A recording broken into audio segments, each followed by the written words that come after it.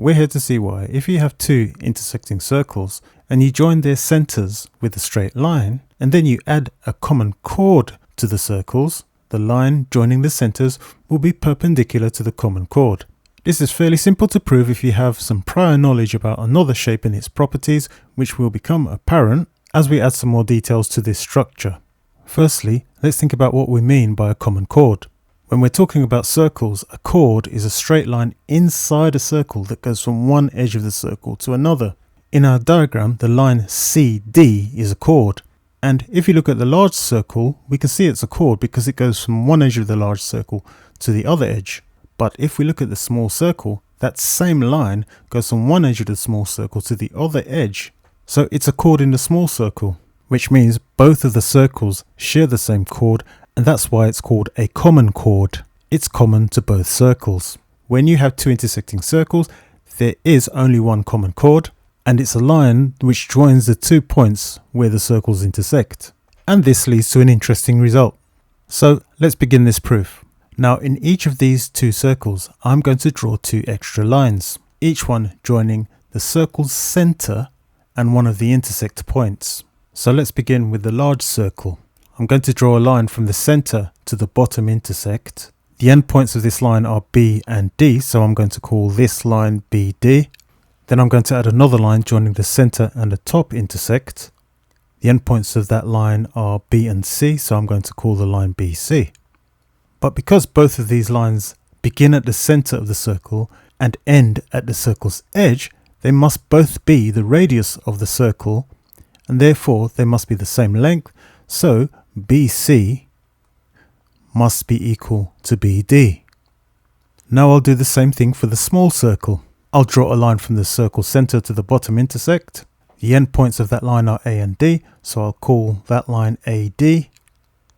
And we'll join the center of the circle and the top intersect with another line, and its endpoints are A and C, so that line we'll call AC.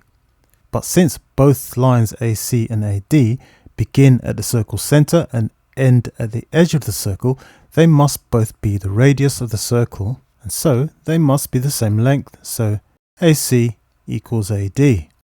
Now notice that the four lines we've just drawn has resulted in a quadrilateral, and that it has two pairs of sides that have equal length.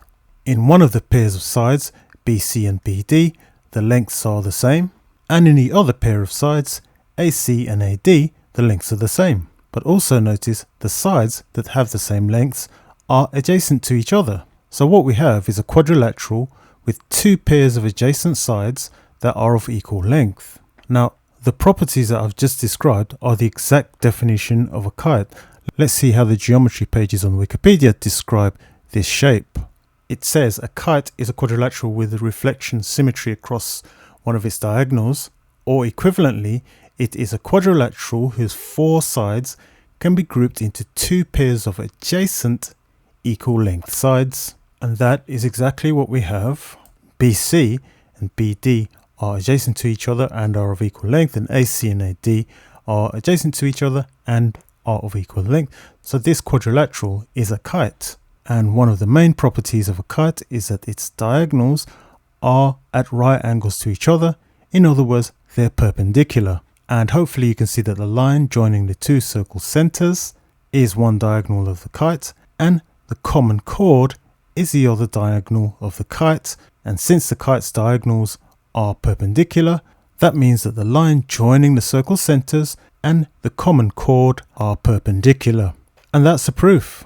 It's as simple as that.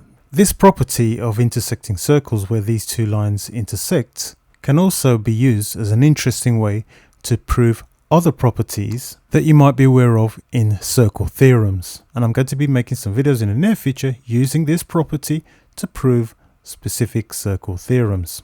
So stay tuned. Also, if you're particularly interested in how we know that the diagonals of a kite intersect at right angles, you can check out a previous video I made covering this very subject with the title Kite Properties, What Are They and How Can We Prove Them? I've linked to those in the description. Anyway, that's it for now. Thanks for watching.